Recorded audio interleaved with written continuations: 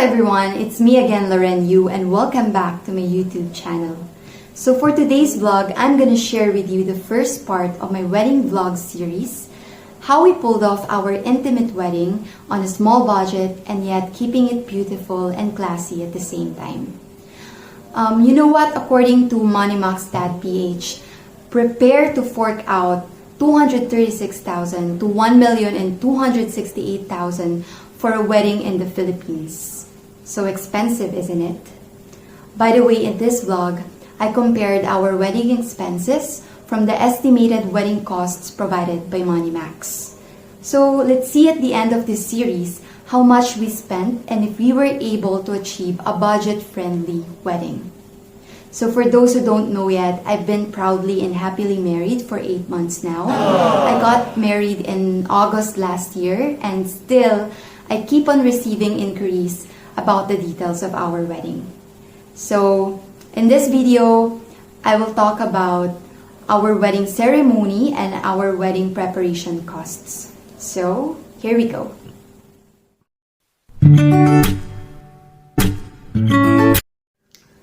We opted to have a civil wedding instead because we knew that we wouldn't have much time to prepare.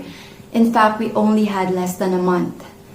We didn't also have a huge budget to spend because we promised ourselves that our wedding will not become a burden to our parents. And then most of all, civil wedding is very practical because based on our experience, sobrang quick lang mag-process and magpasked ng civil wedding sa City Hall. We just paid 2,500 pesos all in for the processing fee. And they also have an option to hold the ceremony in any venue. So you'll just add 1,000 pesos.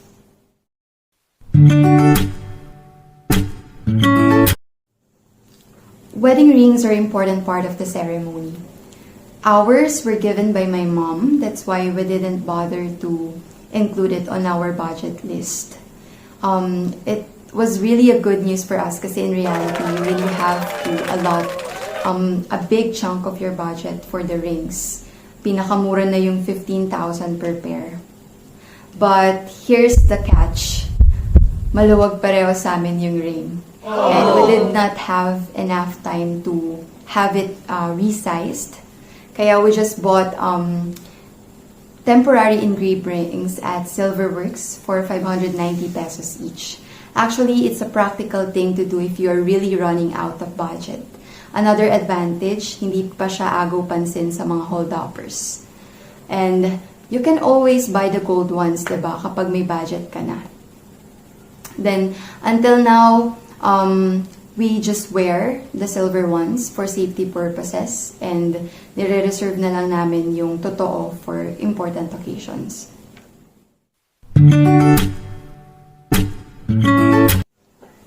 As I just mentioned, we only had less than a month to prepare and we wanted the civil wedding to feel as if we had a church wedding. Pero swak pa rin sa budget.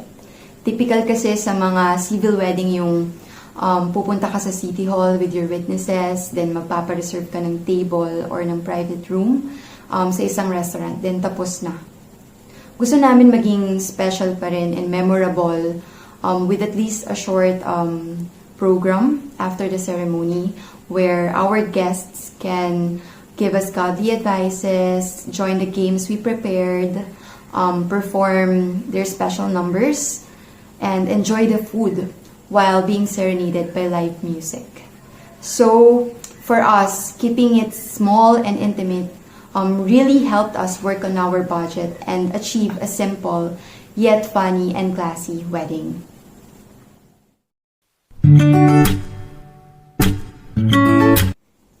We actually didn't plan to have a prenup photo shoot because of limited time and budget. Good thing that my high school classmates invited us to join their trip and avail the discounted plane tickets to Batanes almost a year in advance. Actually, it was just a coincidence, but it's so timely because the trip took place July 2019 and then the wedding will be in the following month. So we took advantage of it. We're not photographers, by the way, but we did our best to DIY our photo shoot. We just used a cell phone with good cam and edited the photos using Lightroom mobile app. So, here are some of our prenup photos. Not bad, I think. So, I really want to encourage soon-to-wed couples out there with a small budget to use your upcoming trips wisely and try to DIY your prenup photo shoot. You may also ask a photographer friend, if you have one, to shoot your prenup for free or for just a minimum fee. Remember, the venue doesn't have to be that far. Just use your imagination and creativity. It's absolutely fun bonding experience, and by this way, you could really save a lot.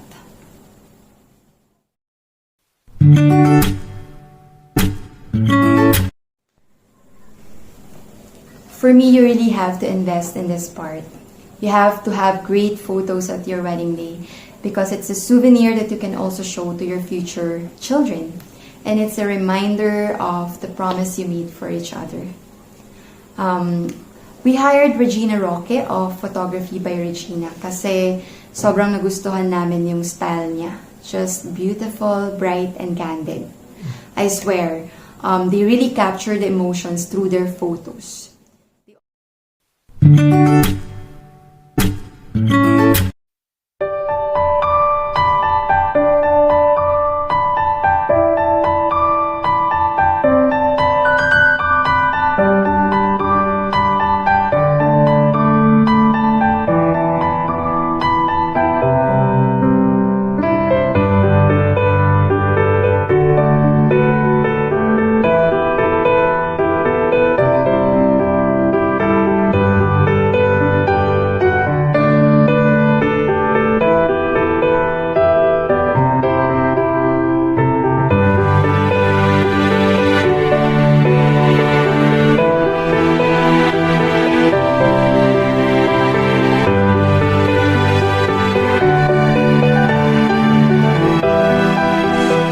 Also offer customized packages for intimate weddings.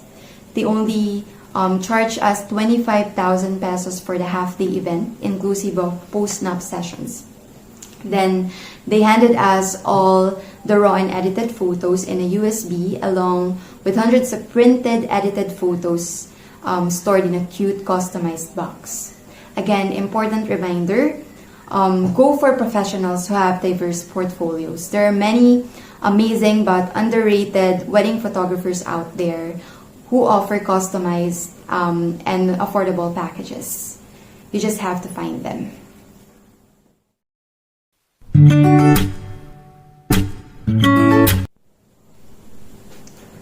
So we honestly really thought about getting it because if you have to invest in your wedding photos, the same goes for your wedding videos. But since we would just have a quick ceremony without any wedding preps and entourage, we just decided to compromise on this one. What we just did was to ask some relatives to crowdsource videos of some of the highlights of this wedding ceremony and program so we could collect them and edit. We actually chose photos over video because we really wanted nice photos to display around our house, and for sure our family members will want it too. That's why we really pick photographers who have a more candid style so they can do a great job capturing the real moments and not, just the super post-formal stuff. But if you can afford a videographer, I suggest that you get one so that you can see the things you missed as well, diba? Getting a photographer and videographer, by the way, may set you back from 35 to 130,000 pesos.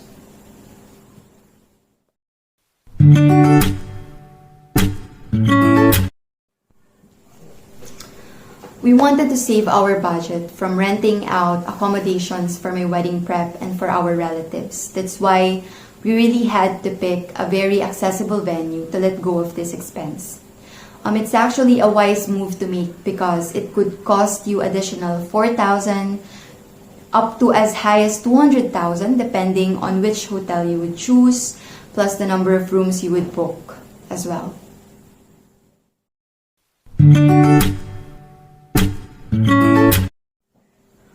For my bridal dress, I really wanted to wear a simple but classy long white dress for the wedding because of course I wanted to be identified as the bride and also to look good on photos. By the way, I got my wedding dress from zoo.label for 6,000 pesos. It's an hermosa dress made of yards of premium soft chiffon for an ultra flowy effect, and it's also filled with layers of ruffles all over. I've been eyeing for this dress ever since I saw my favorite vlogger, Vina Guerrero's IG photo on Tuscany.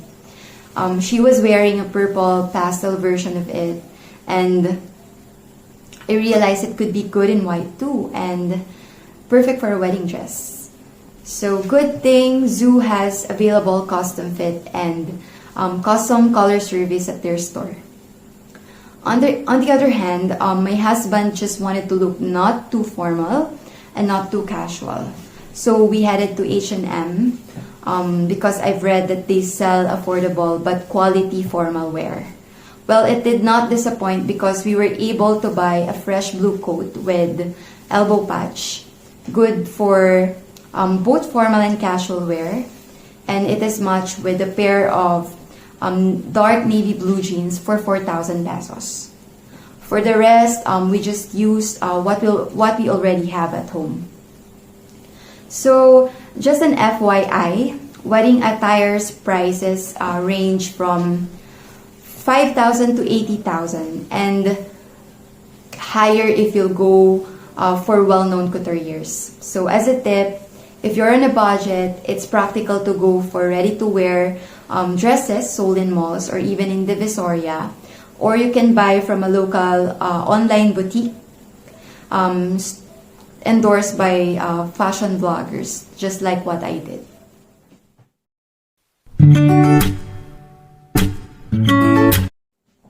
It's very important to also invest in your hair and makeup because they go hand in hand with your wedding dress to achieve that perfect bridal look and to look good in photos. But wedding makeup packages nowadays tend to be very expensive. Price ranges from 7,500 to 30,000. And since we did not rent hotel accommodation for my wedding preps, and also our reception program will immediately proceed after the ceremony, I just opted to personally visit my makeup artist studio in Timog to have a one-time airbrush makeup plus hair that would be good for a 4-hour event. It cost me 6,000 pesos. Still a bit pricey, but at least I have peace knowing I was in good hands. And out of all professional makeup artists I've searched online, I picked Miss Chu Salud because she is highly recommended by her previous high-end clienteles, and she also does fresh, natural-looking makeup, which I really prefer.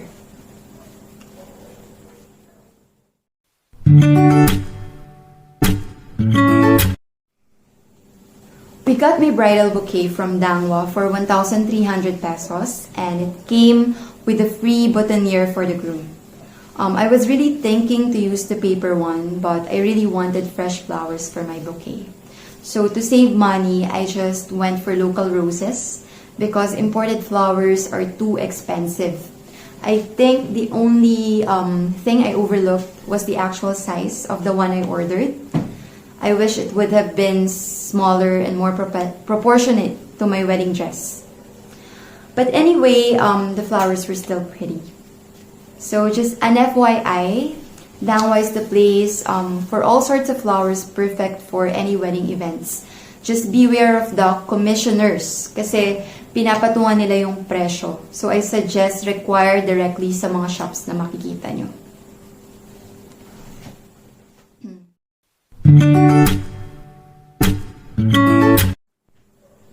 Since our wedding was small and majority of our invitees were family members and relatives, we just decided to not to spend money for invitations. Instead, we took advantage of the social media message platforms to personally send our invitations, especially to our sponsors. It's actually a good option for a small budgeted wedding. But if you really insist to have a printed invitations and you're on a budget, I suggest just be resourceful and creative. You can make and design your own invitation instead of shelling out 5,000 to 27,000 from your budget.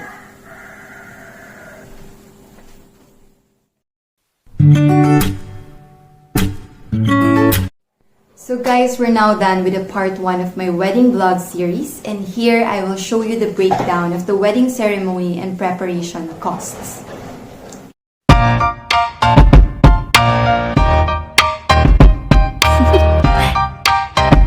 So if you enjoyed watching this vlog, you may also want to check out for its part 2. There, it will just get more interesting because I will talk about our wedding reception costs. So, thank you for watching.